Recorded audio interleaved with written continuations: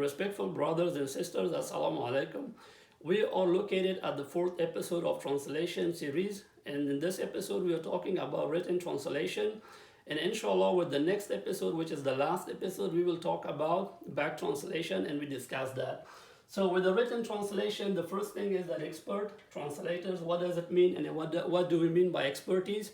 Well, if you like to become an expert translator, or if a company is hiring an expert translator, so the first thing you have to look at is the expertise of the translator. As I said with the previous episode, there is 51 fields of translation in the translation industry, and nobody on the surface of the earth, with no exception, nobody is that much skilled who can do all these 51 fields. That's why you have to look at his or her expertise. So let me give you some examples of what are those fields. Let's say technical translation, scientific translation, medical translation, financial translation, economic translation, legal translation, juridical, judicial, patent, and so on. And again, it's 51, but the most important ones are the 13 ones. So I just named, I think, 9 of them. Yeah, just 9 of them here. Yeah. So now the other one is, if you Google, you can find the remainings as well. Now the second thing is the translation skills. What are those skills that a translator, a professional translator, an expert translator must have? The first thing is that you have to have advanced language knowledge. That simply means that if you're doing translation between Pashto and Russian, let's say between Urdu and Persian, between let's say English and Spanish, so in that case you have to have advanced knowledge of the languages, both of them, the source and the target. Now the second one is excellent writing. Someone who likes to become professional and expert translator and doing a written translation, he or she must be very excellent writer. As long as his writing is the best, his translation quality would be the best as well. Now number third is attention to details. This is really, really important. Like let's say if somebody is paying very deep and profound attention to the details, he or she can grasp a lot of things that others may kind of ignore that, or unintentionally ignore that. So it's really important. Now the fourth point is sound translation and review process and skills. Once you're done with the translation, or let's say you're translating and you're trying to see if it is a sound translation, if it makes any sense, and then you have to do the review process. You have to see you have to see whether it's consistent with that or not, and we come into that in a bit, inshallah, how to do the review process.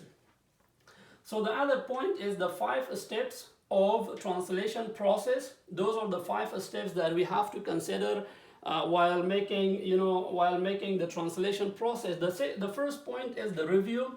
What do we mean by review? When you like to make a translation, you have to review the source text first. Let's say if it is a book, if it is a chapter, if it's a magazine or whatever, you have to review all of them. If you don't have plenty of time and space, then what you have to do is you have to read half of it. If it is a book, let's say, at least you have to study 1 chapter, so you can have a grasp of what the book is talking about or what the chapter is talking about, and then you can start translation, and that's really important, and that really helps. So the second thing is the initial translation. And what do we mean by initial translation? Once you are done with the review, you have to start what? You have to start the initial translation. Now the third is the accuracy check. Once you are done with the translation, again, if it is a book, if it is a paper, if it is a letter, if it is a article, magazine, whatever, so you have to do what? You have to see the accuracy check, whether it's accurate or not. Then let's say once you are done with that, this one is really important, clear the mind. What do we mean by clear the mind? And clear the mind, we mean take a break. Once you are done with the accuracy check, you have to take a break. If you have plenty of time, you have to let one night, and then the next morning or the next day, you can do what? You can start the next, which is the final polishing. If you don't take a break, I'm sure I've been through that a lot of time, and I would say even tons of time, that if you don't take a break, there is a high chance of making a mistake. So the last thing is final polishing. Final polishing means that you just review and see that if there is anything remain for edit or not, then you can you can release the product, or you can submit the product to whoever. And then number 4, we are talking about effective method for assessing translation quality. Let's say you are done with the translation. Now you're assessing, you are appraising the translation quality, whether it's a high quality or low or medium or what. So with this one is number 1A. With number A is meaning. With meaning, you would say you're looking for equivalency of meaning.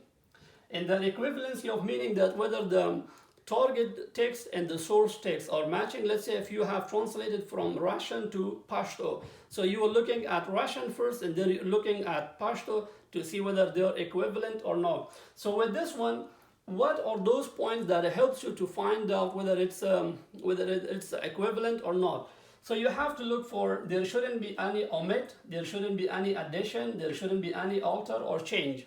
If you found any of these 3 things, you have to fix that up. And once you fix it, then it should be equivalent. Now the second thing is appropriate wording or appropriate expression. You have to look at that, whether it's appropriately worded or not. So what can help you to find out that? The first thing is naturalness. You have to look at naturalness and what are the points to find out whether it does look natural or no. So the first thing is the flow. It must flow nicely, which means that if it's flowing nicely, then there is a naturalness. The second thing is easy to understand. If it is kind of easy to understand, then it's really a nice book and it has a naturalness, or it has even a book or article, whatever, but my point is a good product that you have provided and it's easy to understand, which means that it has a naturalness in it. Now the other thing is the ambiguity. Your product doesn't have to have ambiguity. Even if you're not clear with some of the things with the source text, you have to ask that, you have to make sure what is that, and then with the translation version there shouldn't be any, or I would say there must not be any ambiguity. Now the third point is the registering style. So what do we mean by registering style?